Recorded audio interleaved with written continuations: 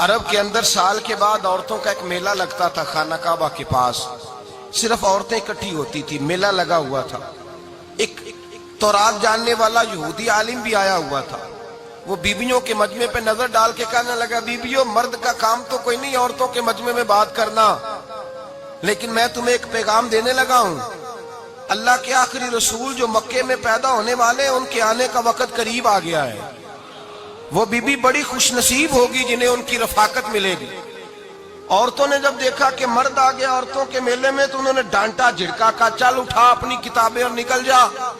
حضرت خدیجہ کہتی ہیں باقیوں نے ڈانٹا پر میں نے بات پلے سے باندھ لی، میں نے پلے سے باندھ لی اور میں انتظار کرنے لگی کہ اللہ کرے وہ نصیب میرے ہی ہو، اللہ کرے مقدر میرا ہی کھلے۔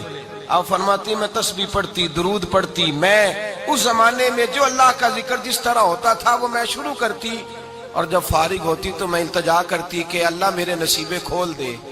کہتی ہیں آہستہ آہستہ آہستہ آہستہ میں حضور کی تعریف سننے لگی، آہستہ آہستہ تعریف سننے لگی۔ نبی پاک صادق ہیں، امین ہیں، سچے ہیں، دیانتدار ہیں، اس برے اور میلے معاشرے میں بھی وہ سب سے اعلیٰ بھی ہیں اور سب سے اجلے بھی ہیں، وہ سب سے پاکیزہ ہیں۔ میں سننے لگی تعارف، آہستہ آہستہ میں ان کی گرویدہ ہونے لگی۔ ادھر نبی پاک صلی اللہ علیہ وسلم اپنے چچا جناب ابو طالب کے پاس رہتے تھے، قحط آ گیا، حالات بگڑ گئے۔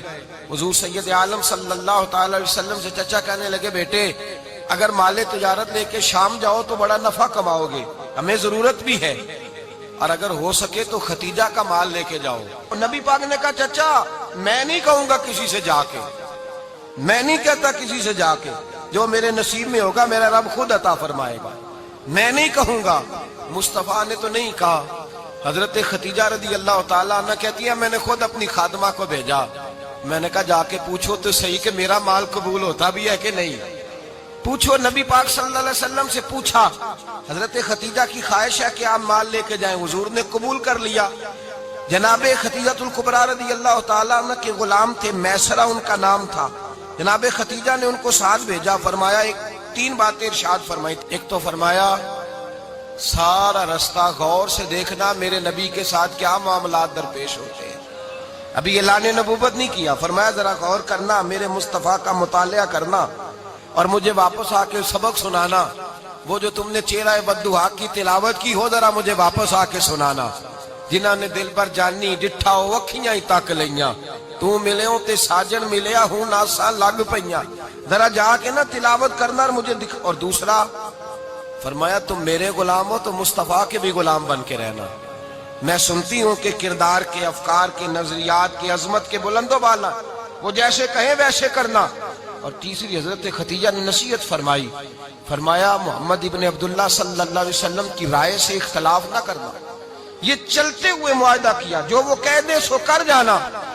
غلام کہتے ہیں میں ساتھ گیا، باتیں میں نے سن لی، لیکن جب سفر شروع ہوا نا ابھی چند منزلیں طے ہوئی تھی، میں نے کہا ختیجہ آپ نے کیا نصیحت کرنی تھی، ان کے ساتھ جو رہے گا وہ ان کا غلام ہی بن جائے گا، ان کے ساتھ جو رہے گا تو اجے میرا محبوب نہیں ڈٹھا جن ویکھ کے چن شرماوے، جے رکھے ہاتھ پھلاں وچ ہاتھ نال پھلاں رل جاوے، تے ادھی راتی چن چڑھ جاندے جدوں جلوہ فرماوے۔